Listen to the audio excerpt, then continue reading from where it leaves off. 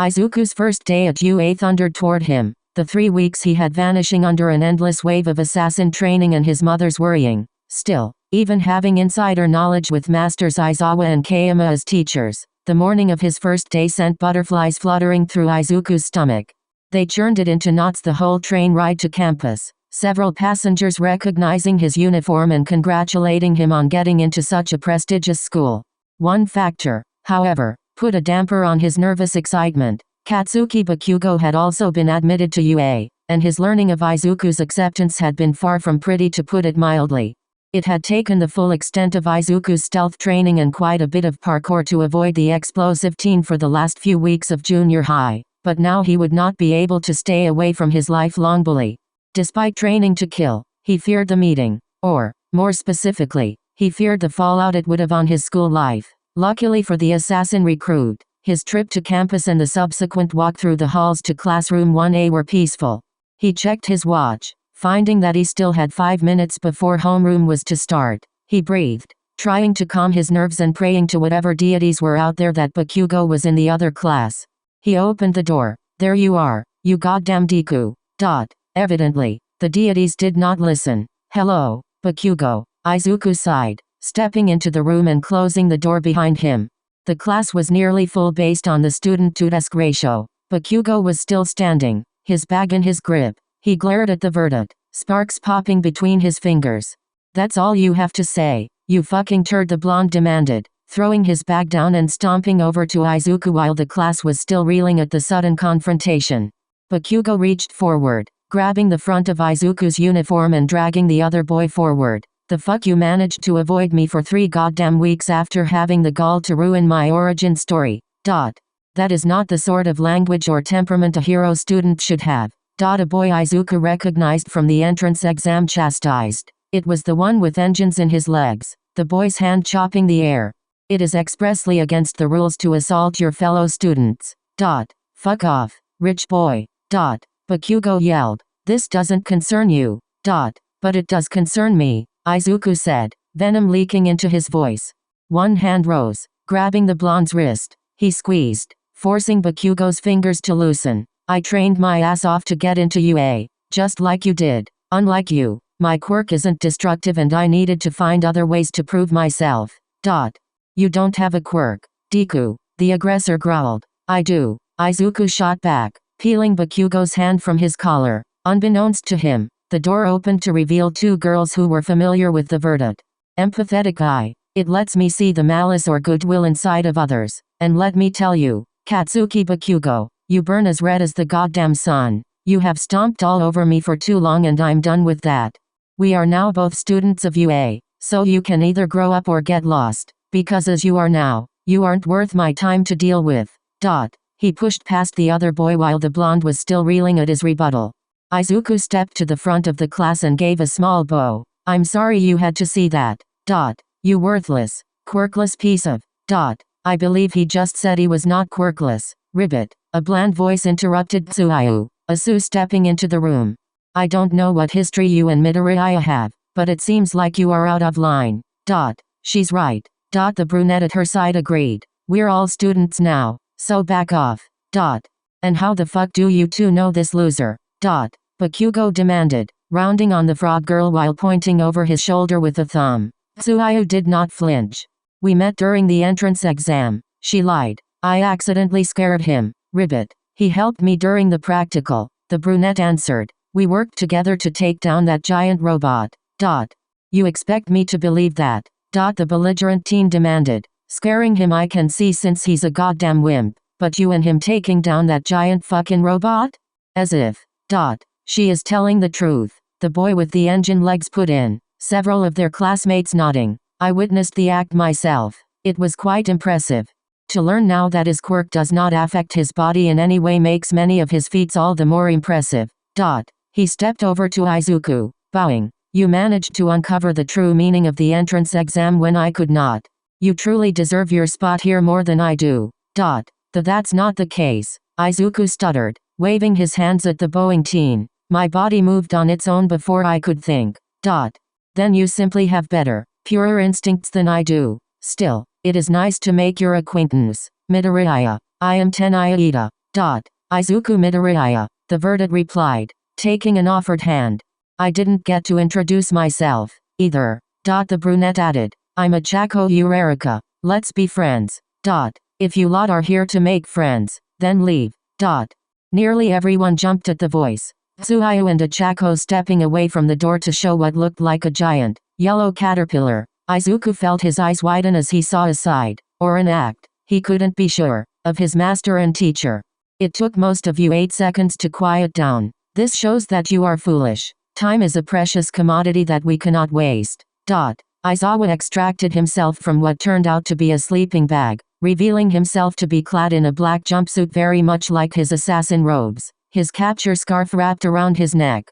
He reached into the bag, pulling several UA gym outfits from within. I am your homeroom teacher, Shota Aizawa, and as of this moment, your hero careers rest in my hands. Put these on and meet me outside on the testing fields. But sir, Tenaya protested, earning him a tired look from the teacher. What about orientation? Is that not mandatory? As teachers at UA, we are allowed to run our classes however we deem fit as long as we don't break any laws. Now stop wasting time and get moving. The UA gym uniforms were surprisingly breathable, Izuku noted, as he stepped out onto the pavement. Several students were already there. Tsuhayu, Tenaya Ida, and Bakugo most notably. Izuku did not know the names of the rest, though their quirks certainly looked unique and he looked forward to getting to know them. The students. Getting to know the students, though he looked forward to getting to know their quirks as well. Izuku joined the line beside Tsuhayu and Ida, the three waiting quietly as the rest of the students exited the changing rooms. Aizawa checked a pocket watch, closing it just as quickly. We have lost 10 minutes of valuable time, he announced. In that time, hundreds of civilians could have died. Learn to change faster or learn to not talk. As for what we will be doing, I have decided we will be testing the limits of your quirks and your creativity. Currently, the school systems want to pretend that all humans are still created equal and do not allow the use of quirks during their physical testing of students. This is illogical because, in doing so, they do not get a real representation of the student's true capabilities. He pointed at Bakugo. You scored the highest on the entrance exam. What was your furthest distance on the ball throw? 65 meters. Here. Aizawa threw him a device the size and shape of a baseball. Throw this ball as far as you can. You are allowed to use your quirk however you wish. The only rule is that you may not leave this circle. Perfect. The blonde smirked, stepping into the circle. Izuku took a step away as his childhood bully reeled back, releasing the ball with an explosion and a pronounced die. Whoa, a boy with red hair gasped as the smoke cleared, Bakugo's smirk widening as a screen in Aizawa's hand beeped. He turned it to the students, the number 706.4 shining brightly. Now this is a true representation of what he can do, but public school systems are not capable of pushing you to your best because they cling to their old way of thinking. Don't we do the same thing? Izuku thought to himself. The Brotherhood is almost as old as human history. If that's not an old way of thinking, then nothing is. I will run you each though a series of 8 tests. The same tests junior high had you do, but I expect you to push yourselves to your limits. This'll be so fun. A girl with pink skin and hair, yellow horns, and black sclera whispered. Aizawa's eyes snapped to her and Izuku felt an instinctual shiver run down his spine. The man's capture scarf came to life, dancing around his upper body to reveal a pair of yellow goggles that had been hiding underneath. Fun, Dottie demanded. Well, if you think this is so fun, why don't we add a condition? The one of you who scores the lowest will be deemed to have no talent and be expelled, opening a spot one of the other students from Gen Ed can take. I will remove you from the grounds personally. You can't do that. Achako gasped. We all worked so hard to get in here. That's unfair. Life is unfair, Aizawa responded. Do you think villains and natural disasters care about fairness? What about disease or poverty? The world is filled with unfairness and the only way to better yourself is to put in work. I refuse to teach those who will not take this training seriously. I will not send you kids into dangerous situations unless I know you can handle it. Otherwise your blood might as well be on my own hands. If I don't think you can take it, then expulsion is a kindness. Welcome to the hero course of UA. Izuku clenched his fist at the sight of his new classmates now second-guessing themselves. He stepped forward, offering a smirk. Assassins might not inspire hope, he thought to himself. But heroes sure do, and I can be both. In that case, we just need to go plus ultra, isn't that right, Aizawa-sensei? This kid, the pro mentally chuckled. Well, he was trained by me for a month. The first test was the 50-meter dash. As the name implied, the students needed to run 50 meters as quickly as they could. In this case, however, running was not the only option students had. Ida excelled with his engines, but Tsuhayu hopped her way in right behind him. A sparkly boy used his quirk naval laser to propel him backwards despite falling halfway, tying with the pink-skinned girl.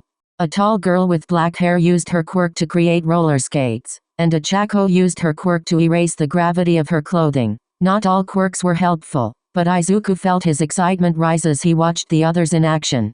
And then came his turn, paired with Bakugo. Of course, I doubt Master Aizawa would expel me, the officially not quirkless via paperwork assassin recruit thought to himself as the start countdown ran. That said, it would dishonor the Brotherhood for me to come in last. I need to show them how hard I worked. Heat washed over his left side as Bakugo took off, explosions from his palms blasting him forward. Izuku was not far behind, however, his head low to reduce wind resistance. He came in just behind the blonde. Aizawa did not look up from his tablet, but the recruit recognized the smallest curve at the edges of his mouth. Though Izuku did not excel at any of the tests compared to his classmates, Achako scored an infinity on the ball throw and the creation girl created a bicycle to do the distance run. And despite the constant ribbing from Bakugo's taunts about his performance, Izuku consistently scored in the upper percentiles. Surprisingly, his best score was tied with Tsuhayu on the seated toe touch, the two of them just beaten out by the invisible girl and closely followed by some of the others. As the final ranking were calculated and shown, Izuku felt proud that he came in 7th overall, with Tsuhayu earning 5th. Last place was a name listed as Minoru Mineta, a short boy with purple, spherical balls for hair crying. I can't have come in last, he cried. I don't want to be expelled. I need to be a hero for the ladies. That turned out to be the wrong thing to say, several of the female students stepping away from him in disgust. Aizawa glared. To enter the hero course for such a petty reason, he muttered, his capture scarf waving. You don't have the mindset for the strain of this course. Pack your things and report to Principal Nizu. Minoru Mineta, you're expelled from the hero course and, if I have my way, from this school. About half of the class looked shocked that he followed through on his promise, Mineta breaking down in tears. The girl with the creation quirk in particular looked poleaxed. Aizawa only acknowledged the class long enough to wave them off before he grabbed Mineta by the arm and started dragging the shorter boy away. The rest of you are done for the day, Aizawa called over his shoulder. Our serious training will begin tomorrow. I suggest finding time to go over your requested costumes since you'll need them. The support course loves when hero students come in with questions. That's good advice, Ribbit. Tsuhayu commented with a finger on her chin as Aizawa and Mineta disappeared indoors. Izuku noted for the first time that her frog-like tongue stuck out a little bit as she thought, it might be bad for us if our combat training came around and we weren't familiar with our outfit. Are we not going to talk about how one of our classmates just got kicked out on the first day? A boy with tape dispensers for elbows questioned. 'Twas a harsh move from our teacher, a bird-headed teen commented. His final words, however, revealed his sinful revelry. Dark as my emotions may be, I am thankful he is gone. It explains why I felt like someone was staring at me. Achako shivered.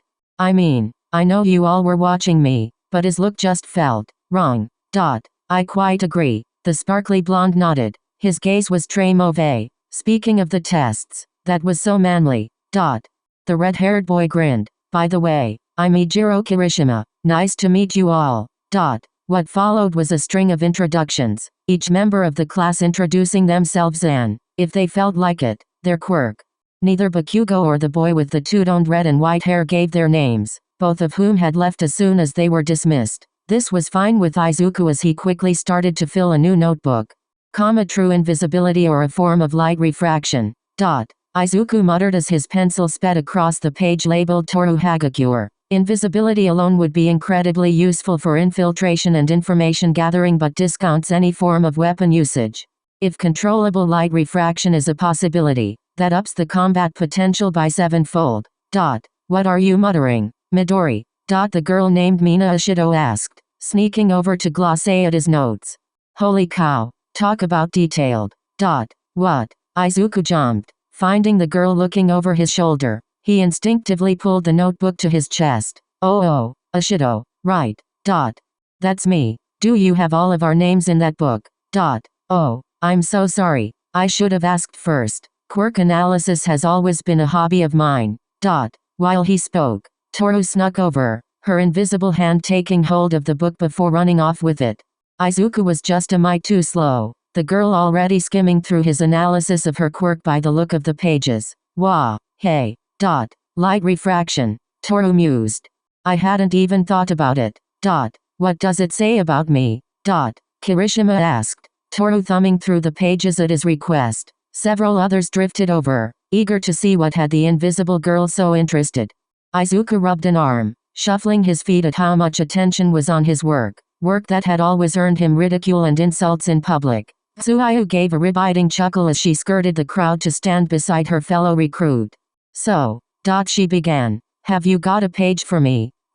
Ribbit. Izuku shifted, whispering, it's in my other notebook. I suppose I should put an entry for you in this one, too, if they're going to keep taking it. If that's okay. No, please do, Ribbit. Intelli had nothing but good things to say about your analysis. I'd love to pick your brain later. Man, Midori. Ashido laughed. You're awesome at this. You just learned our quirks today and only saw us using them in the tests and you've already got this much. I'm glad you're on our side. You'd be a terrifying villain. Thanks. Izuku blinked. None of you are upset. Why would we be? A tall, white-haired student with a mask over his lower face and 6 arms, each with something like a patagium between them named Mizo Shoji said. He spoke from a mouth that formed on the end of one of his tentacle-like arms. We're all hero students striving to help the world. If you can help us get stronger, we should take the help. We, Yuga Aoyama nodded, striking a fabulous pose. Together, our light will pierce the darkness of villainy to protect the people. They are correct. Momo Yaoi Orozu agreed. Yours is a skill we should cultivate. In bettering you and ourselves, we will better society. All that said, I do wish you had asked us beforehand, Ida commented. This could be construed as an invasion of privacy. Technically, by taking his notebook, Ribbit, that was also an invasion of privacy, Tsuyu said. Toru and Mina drooped at the remark, the invisible girl shuffling over to offer the notebook back. Sorry for taking it, she apologized. I was just curious since I heard you muttering about my quirk. I'm not used to people noticing me. No, it's okay, Izuku insisted. Ida's right. I should have asked before starting entries for you all.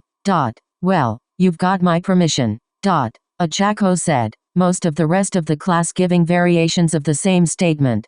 Izuku felt tears prickle his eyes, but he held them in. Speaking of, we should all share contacts. We're gonna be together for at least this year, so we might as well. Somehow, Izuku knew his school life was looking up. Between all the excitement of their first day and the early out Aizawa gave them, the class of 1A decided that they needed some time to relax. More than a few of them were surprisingly introverted, and those who weren't agreed that they shouldn't overwhelm the support students by traveling as a giant group to that wing of the school.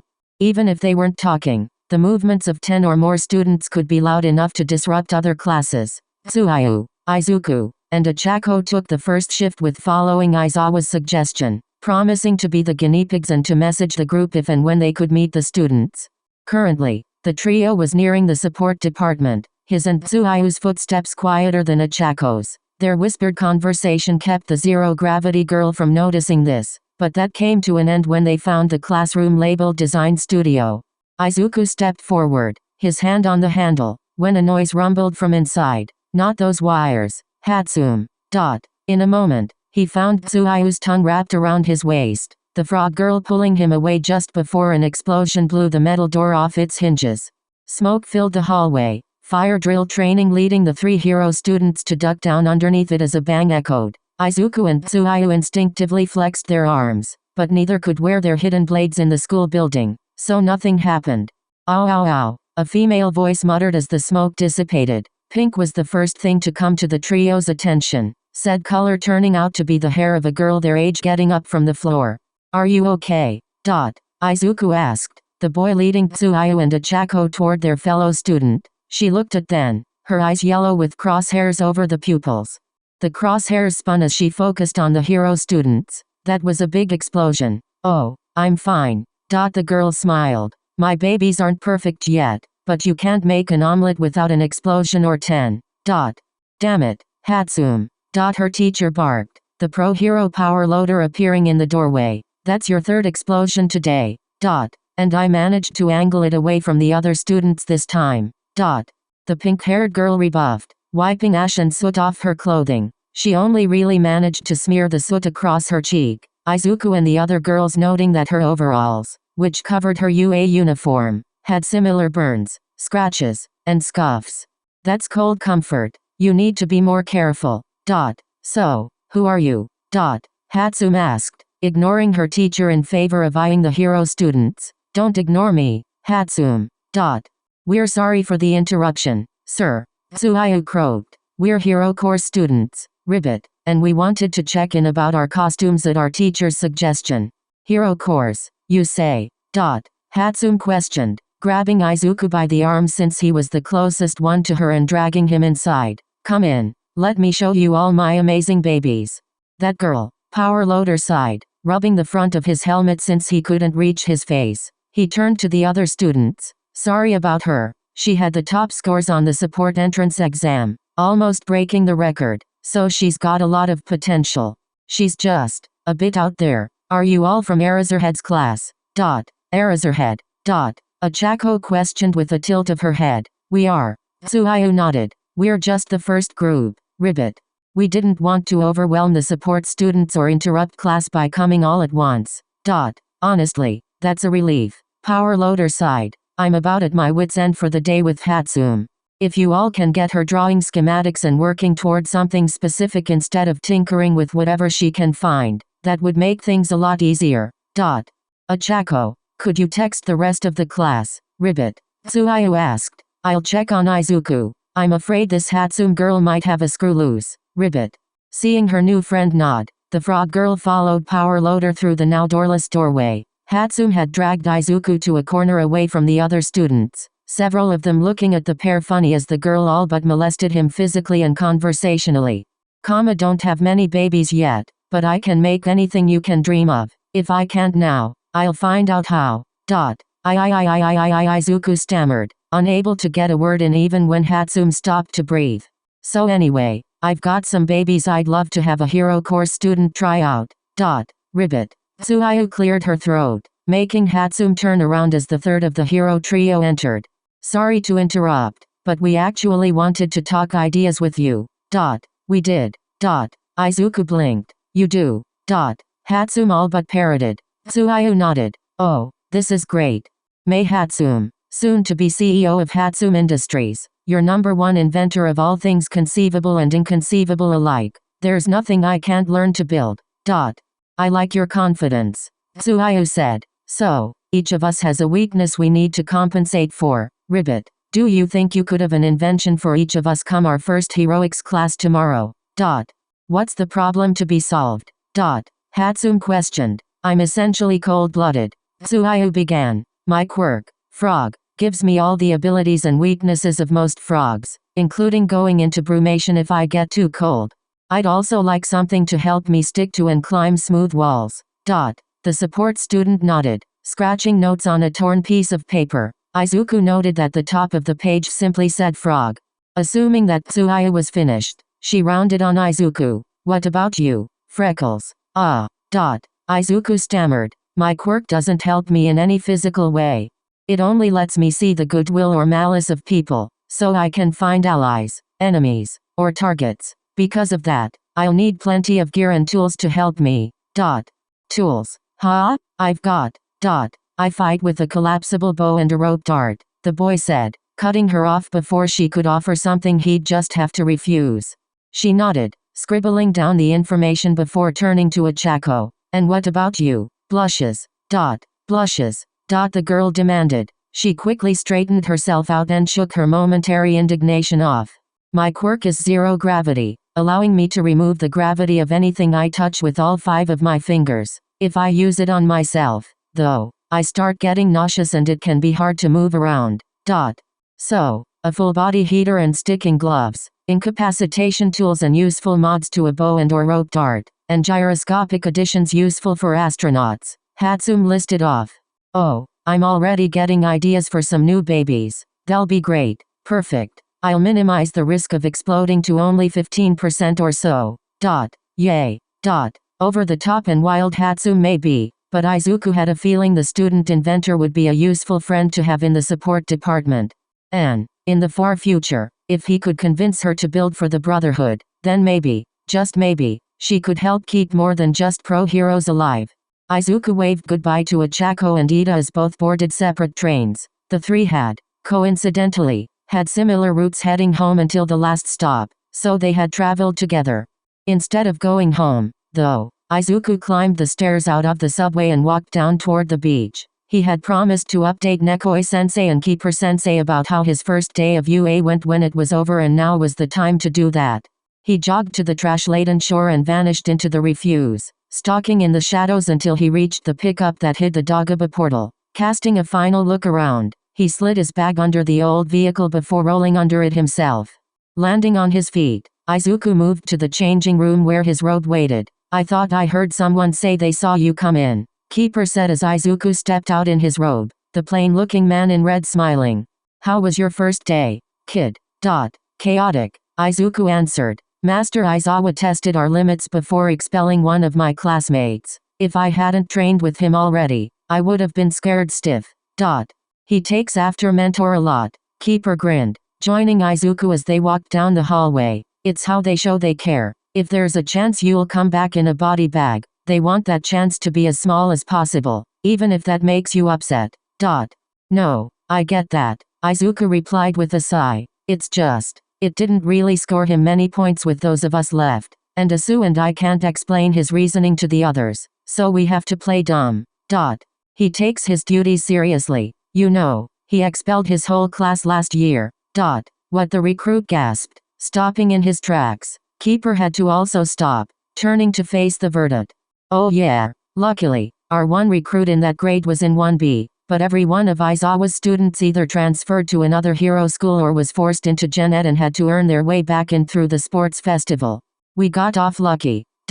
Luck's got nothing to do with it, Keeper rebuffed, patting Izuku on the shoulder. Sure, maybe you and Asu had a leg up in staying in, but Aizawa would have kicked you into Gen Ed if you didn't prove you could handle the hero course.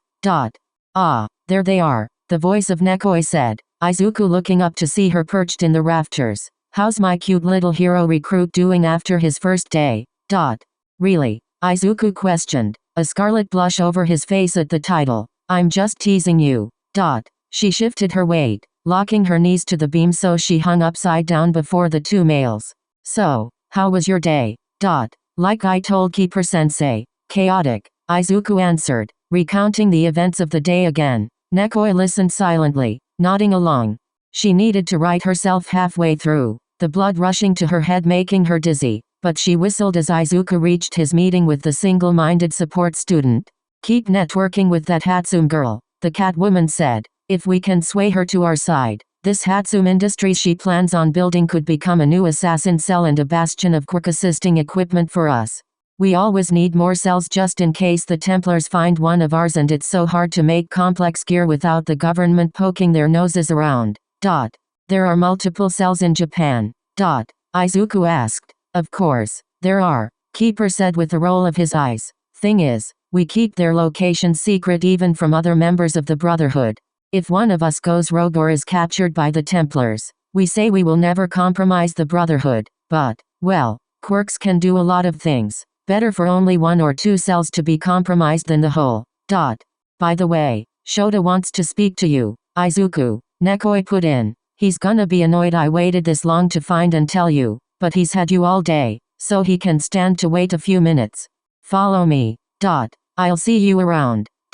Keeper called behind them as Izuku followed the first assassin he ever met deeper into the base. Do you know what Master Aizawa wants to talk about? Izuku asked as they rounded a corner. Assassins hopped along overhead through the rafters and Izuku was tempted to ask if he and Nekoi could do so as well. Probably something about today, the woman shrugged. Who knows how his mind works. Too soon. They reached Izuku's destination. He gave Nekoi a respectful bow as she ruffled his hair before he knocked on and opened the door.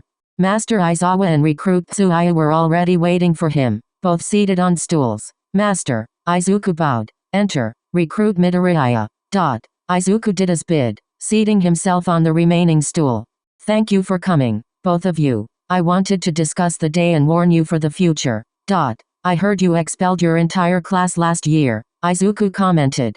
Does that mean our class was exceptional, or were they just that unprepared? Honestly, both, the assassin answered. Most of you managed to impress me and the rest show the potential for greatness, especially with you two among their number. That said, I wish for you to be wary. Some of your classmates have ties to the Templar Order. Tsuaya raised her hand. Was Mineta one of them? Ribbit. He was. Aizawa nodded. He took the entrance exam like you two, but his mother sits on UA's board, along with having many relatives spread over various other boards. I suspect he was given the answers to the written test and squeezed by, so I used today to gauge his attitude and remove him. Unfortunately, I could not get him expelled completely and he has been demoted to the Gen Ed course. Master, you said classmates as in plural. Who among our number do you know are Templars? They are not Templars yet. Aizawa stressed. Like us, they work and train secretly until they deem their children old enough, or indoctrinated enough, to believe their ends justify their means. I am not telling you to eliminate them or to find ways to undermine their educations. They are training to be pro-heroes just as you two are, and their careers can be a net positive for Japan. That said, I have traced their families to the order, as closely as at least one parent of each. One is the son of French diplomats, Yuga Aoyama. His parents act as a go-between for the High French Templars and those here in our government. Izuku considered this, the sparkly teen coming to mind. He was flamboyant and proud nearly to the point of egotism, but he didn't seem like a bad person. Not compared to Mineta, anyway. And the other, Ribbit, funding at least half of the Templars' activities is the Yaoi Orozu group, and the daughter of their head is your classmate Momo.